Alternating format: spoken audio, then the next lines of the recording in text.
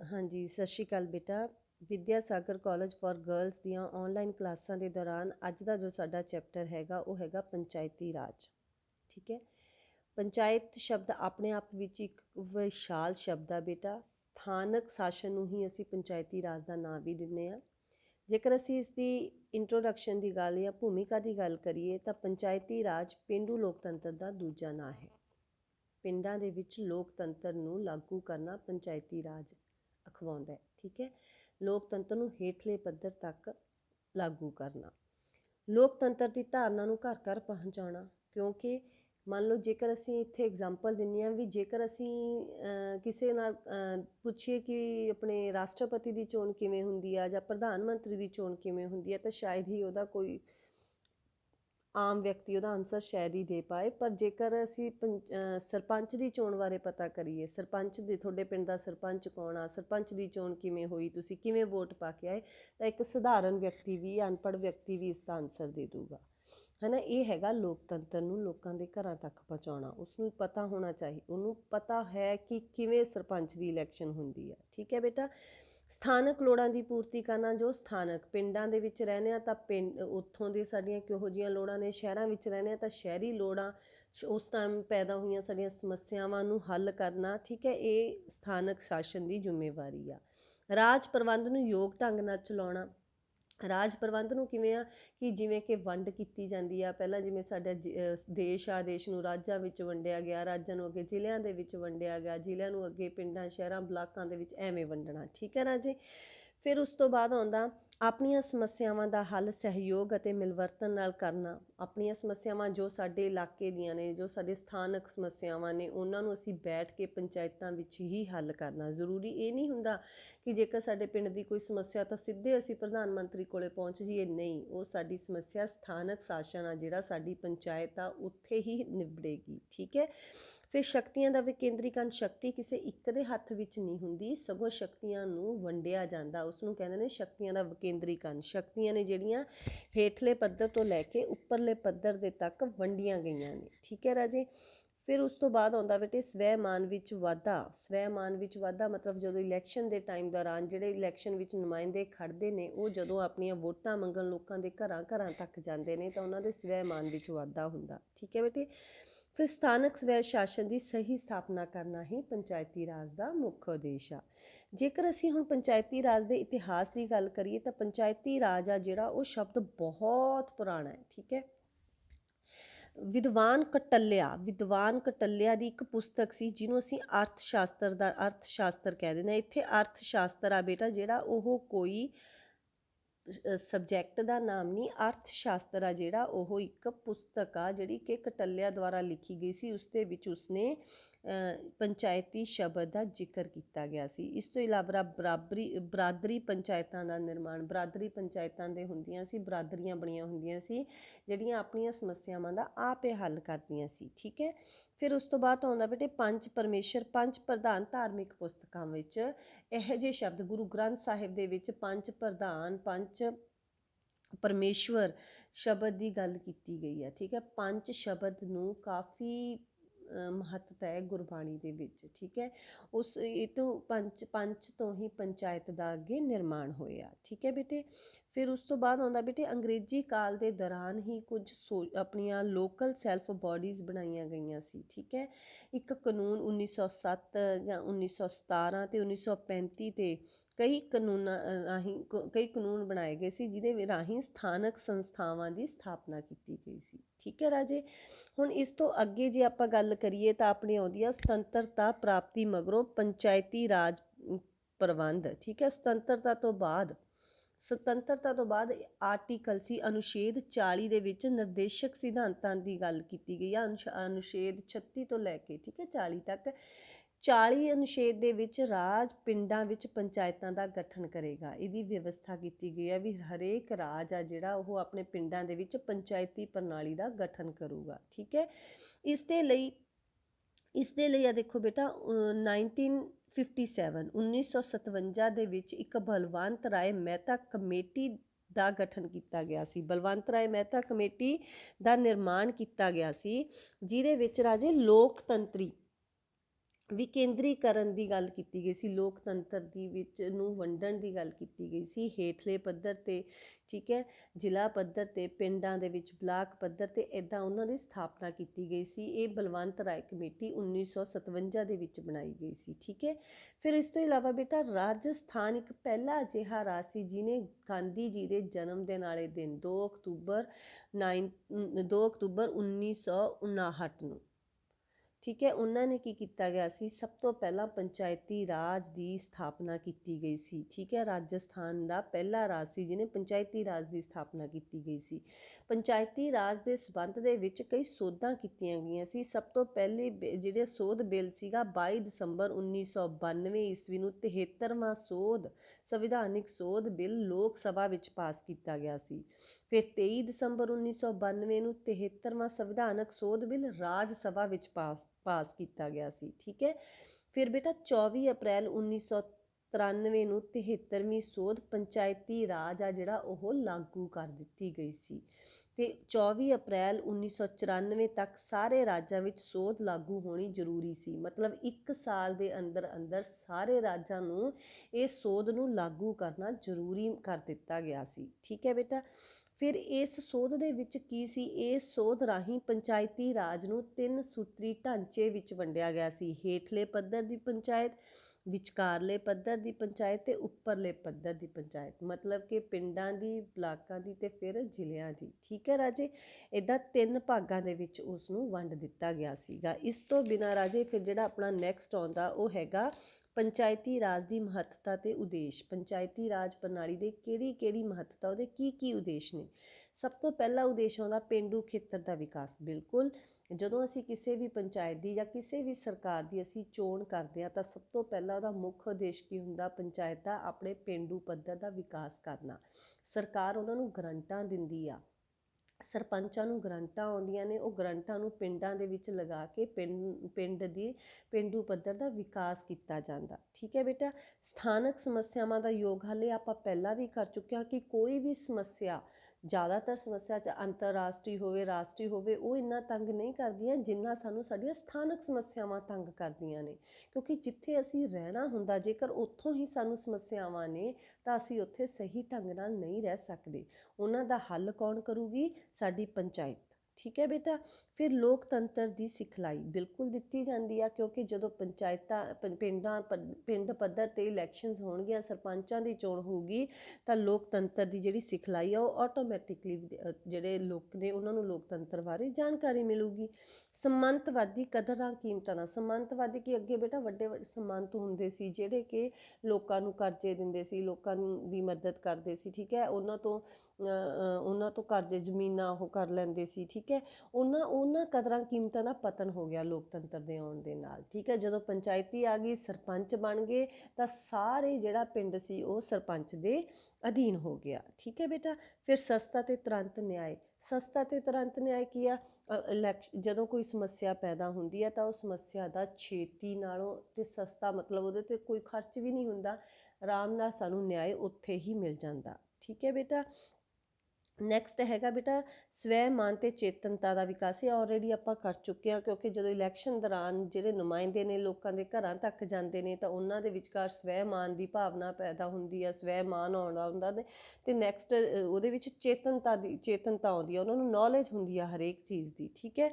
ਫਿਰ ਰਾਜ ਸਰਕਾਰ ਦਾ ਭਾਰ ਘੱਟ ਕਰਨਾ, ਜਿਹੜੀਆਂ ਰਾਜ ਸਰਕਾਰਾਂ ਨੇ ਉਹਨਾਂ ਦਾ ਭਾਰ ਘੱਟ ਹੁੰਦਾ ਜਦੋਂ ਹੱਲ ਨੇ ਜਿਹੜੇ ਉਹ ਪੰਚਾਇਤੀ ਪਿੰਡਾਂ ਸਥਾਨਕ ਪੱਧਰ 'ਤੇ ਸਾਰੀਆਂ ਸਮੱਸਿਆਵਾਂ ਦੇ ਹੱਲ ਹੋਣਗੇ ਤਾਂ ਉਹਨਾਂ ਦਾ ਭਾਰਾ ਜਿਹੜਾ ਆਪਣੇ ਆਪ ਹੀ ਘਟ ਜਾਂਦਾ। ਫਿਰ ਉਸ ਤੋਂ ਬਾਅਦ ਆਉਂਦਾ ਬੇਟਾ ਪੰਚਾਇਤੀ ਰਾਜ ਦੀਆਂ ਸਮੱਸਿਆਵਾਂ। ਪੰਚਾਇਤੀ ਰਾਜ ਦੇ ਸਾਹਮਣੇ ਕਿਹੜੀਆਂ ਸਮੱਸਿਆਵਾਂ ਪੈਦਾ ਹੁੰਦੀਆਂ ਨੇ, ਆ ਦੇਖੋ। ਪਿੰਡਾਂ ਦੀਆਂ ਸਮੱਸਿਆਵਾਂ ਨੇ, ਨੰਬਰ ਅਨਪੜ੍ਹਤਾ, ਕਿਉਂਕਿ ਅਨਪੜ੍ਹ ਲੋਕ ਨੇ, ਪੜ੍ਹੇ ਲਿਖੇ ਨਹੀਂ ਹੈਗੇ, ਉਹ ਸਮਝਦੇ ਨਹੀਂ ਹੈਗੇ, ਉਹ ਸਮੱਸਿਆਵਾਂ ਨੂੰ ਚੰਗੀ ਤਰ੍ਹਾਂ ਨਹੀਂ ਸਮਝ ਪਾਉਂਦੇ, ਠੀਕ ਹੈ। ਗਰੀਬੀ ਦੇ ਕਾਰਨ ਕਈ ਵਾਰ ਕੀ ਹੁੰਦਾ, ਗਲਤ ਬੰਦੇ ਦੀ ਚੋਣ ਹੋ ਜਾਂਦੀ ਆ, ਲਾਲਚ ਵਿੱਚ ਆ ਜਾਂਦੇ ਨੇ, ਠੀਕ ਹੈ। ਲਾਲਚ ਵਿੱਚ ਆ ਕੇ ਗਲਤ ਬੰਦੇ ਨੂੰ ਵੋਟ ਪਾ ਦਿੰਦੇ ਨੇ, ਠੀਕ ਹੈ। ਯੋਗ ਨੇਤਾਵਾਂ ਦੀ ਕਮੀ ਕਿਵੇਂ ਹੁੰਦੀ ਹੈ, ਕਿਉਂਕਿ ਜਿਹੜੇ ਇਲੈਕਸ਼ਨ ਵਿੱਚ ਖੜ੍ਹਦੇ ਨੇ ਕਈ ਵਾਰੀ ਅਨਪੜ੍ਹ ਲੋਕ ਖੜ੍ਹ ਜਾਂਦੇ ਨੇ, ਕਈ ਵਾਰੀ ਅਜਿਹੇ ਲੋਕ ਲਾਲਚੀ ਲੋਕ ਖੜ੍ਹ ਜਾਂਦੇ ਨੇ, ਠੀਕ ਹੈ। ਫਿਰ ਜਾਤੀਵਾਦ, ਕਈ ਵਾਰੀ ਲੋਕ ਜਾਤੀਵਾਦ ਦੇ ਨਾਂ ਦੇ ਉੱਤੇ ਬੇਟਾ ਵੋਟਾਂ ਮੰਗਣ ਲੱਗ ਜਾਂਦੇ ਨੇ, ਠੀਕ ਹੈ। ਜਾਤੀਵਾਦ ਨੂੰ ਪਹਿਲ ਦੇ ਦਿੱਤੀ ਜਾਂਦੀ ਆ। ਨਿੱਜੀ ਵੈਰ ਵਿਰੋਧ ਤੇ ਧੜੇਬੰਦੀ, ਕਈ ਵਾਰ ਨਿੱਜੀ ਵੈਰ ਵਿਰੋਧ ਜਦੋਂ ਕੋਈ ਲੋਕ ਖੜ ਜਾਂਦੇ ਨੇ ਉਹਦੇ ਮੰਨ ਲਓ ਕੋਈ ਆਪੋਜਿਟ ਪਾਰਟੀ ਦਾ ਜਿਨ੍ਹਾਂ ਦਾ ਆਪਸੀ ਘਰ ਦੀ ਕੋਈ ਰੰਜਿਸ਼ ਆ, ਨਿੱਜੀ ਵੈਰ ਆ ਕੋਈ, ਠੀਕ ਹੈ, ਪਰਸਨਲੀ ਕੋਈ ਉਹਨਾਂ ਦੇ ਵਿਚਕਾਰ ਦੁਸ਼ਮਣੀ ਆ, ਤਾਂ ਉਹ ਕਈ ਵਾਰੀ ਉਹ ਖੜ ਜਾਂਦੇ ਨੇ, ਠੀਕ ਹੈ। ਤਾਂ ਉਹਦੇ ਵਿਰੋਧ ਦੇ ਵਿੱਚ ਦੂਸਰਾ ਖੜ ਜਾਂਦਾ, ਫਿਰ ਉਹ ਧੜੇਬੰਦੀ ਬਣ ਜਾਂਦੀ ਆ, ਠੀਕ ਹੈ ਨਾ ਜੀ।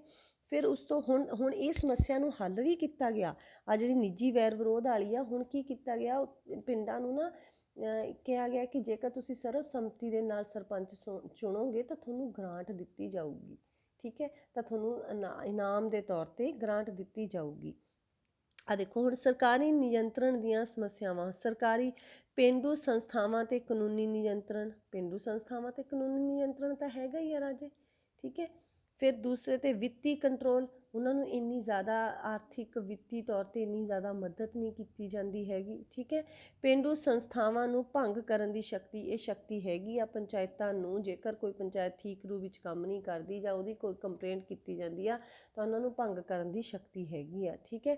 ਸਰਕਾਰੀ ਫਿਰ ਅਧਿਕਾਰੀਆਂ ਰਾਹੀਂ ਕੰਟਰੋਲ, ਕਈ ਵਾਰੀ ਬੇਟਾ ਕੀ ਆ, ਜਿਹੜੇ ਸਰਪੰਚ ਨੇ ਉਹ ਸਰਕਾਰੀ ਅਧਿਕਾਰੀਆਂ ਦੇ ਅੰਡਰ ਆ ਜਾਂਦੇ ਨੇ, ਸਰਕਾਰੀ ਅਧਿਕਾਰੀਆਂ ਦਾ ਉਹਨਾਂ ਦੇ ਉੱਤੇ ਇੰਨਾ ਹਾਵੀ ਹੋ ਜਾਂਦਾ ਕਿ ਉਹਨਾਂ ਦੇ ਅੰਡਰ ਹੀ ਉਹ ਜਿਹੜਾ ਹੈਗਾ ਕੰਮ ਕਰਨਾ ਸ਼ੁਰੂ ਕਰ ਦਿੰਦੇ ਨੇ। ਸਰਕਾਰ ਦੇ ਸੰਕਟਕਾਲੀਨ ਅਧਿਕਾਰ, ਇਹ ਤਾਂ ਸਾਰਿਆਂ ਨੂੰ ਪਤਾ ਕਿ ਜਦੋਂ ਸਾਡੇ ਸੰਕਟਕਾਲੀਨ ਸਥਿਤੀ ਲਾਗੂ ਹੋ ਜਾਂਦੀ ਹੈ ਤਾਂ ਸਰਕਾਰ ਆ ਜਿਹੜੀ ਉਹ ਹਰੇਕ ਪੰਚਾਇਤਾਂ ਨੂੰ, ਉਹਨਾਂ ਨੂੰ ਸਭ ਨੂੰ ਭੰਗ ਕਰ ਸਕਦੀ ਆ, ਠੀਕ ਹੈ ਰਾਜੇ। ਨੈਕਸਟ ਹੈਗਾ ਬੇਟਾ ਆਪਾਂ ਨੇ ਜਿਹੜਾ ਕਰਨਾ ਮੇਨ, ਜਿਹੜੀ ਆਪਣੀ 73ਵੀਂ ਸੰਵਿਧਾਨਿਕ ਸੋਧ ਹੋਈ ਸੀ, ਜਿਹੜੀ 73ਵੀਂ ਸੋਧ ਹੋਈ ਸੀ ਪੰਚਾਇਤੀ ਰਾਜ ਦੀਆਂ, ਉਹਦੀਆਂ ਕੀ ਵਿਵਸਥਾਵਾਂ ਸੀ, ਉਹਦੀਆਂ ਕੀ ਵਿਸ਼ੇਸ਼ਤਾਵਾਂ ਸੀ।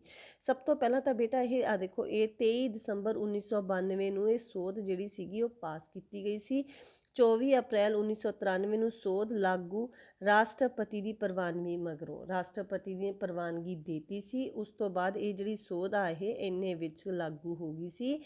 ਤੇ 21 ਦੇ ਵਿੱਚ ਆਪਾਂ ਨੇ ਆ ਦੇਖੋ ਇੱਥੇ ਇਹ ਗੱਲ ਕੀਤੀ ਸੀਗੀ, ਆ ਦੇਖੋ 24 ਅਪ੍ਰੈਲ ਦੀ ਗੱਲ ਕੀਤੀ ਗਈ ਸੀ, ਆ ਦੇਖੋ 24 ਅਪ੍ਰੈਲ 1994, ਇਹਨਾਂ ਦੇ ਵਿਚਕਾਰ ਬੇਟਾ ਫਰਕ ਸਮਝੋ। ਇਹ ਹੈਗਾ 24 ਅਪ੍ਰੈਲ 1993 ਨੂੰ ਸੋਧ ਲਾਗੂ ਹੋਈ ਸੀ, ਪਰ 24 ਅਪ੍ਰੈਲ 1994 ਨੂੰ ਤੱਕ ਦੇਖੋ ਵਰਡ ਤੱਕ, ਇਸ ਦਿਨ ਤੱਕ ਸਾਰੇ ਰਾਜਾਂ ਦੇ ਵਿਚਕਾਰ ਇਹ ਜਿਹੜੀ ਹੈਗੀ ਹੈ ਪੰਚਾਇਤੀ ਰਾਜ ਇਹ ਲਾਗੂ ਹੋਣੀ ਜ਼ਰੂਰੀ ਕਰ ਦਿੱਤੀ ਗਈ ਸੀ, ਠੀਕ ਹੈ। ਹੁਣ ਇਹਦੀਆਂ ਵਿਸ਼ੇਸ਼ਤਾਵਾਂ ਵਿੱਚ ਸਭ ਤੋਂ ਪਹਿਲੀ ਆਉਂਦੀ ਹੈ ਬੇਟਾ ਸਥਾਨਕ ਪੱਧਰ ਦੇ ਲੋਕਤੰਤਰ ਨੂੰ ਸੰਵਿਧਾਨਕ ਮਾਨਤਾ, ਵੀ ਹੇਠਾਂ ਤੱਕ ਸੰਵਿਧਾਨਕ ਮਾਨਤਾ ਮਿਲ ਗਈ ਸੀ, ਹੇਠਲੇ ਪੱਧਰ ਤੱਕ ਲੋਕਤੰਤਰ ਨੂੰ ਲੈ ਕੇ ਜਾਣ ਦੀ। ਇਹ ਕਿਦੋਂ ਮਿਲੀ ਸੀ, 73ਵੀਂ ਸੋਧ ਹੋਈ ਸੀ।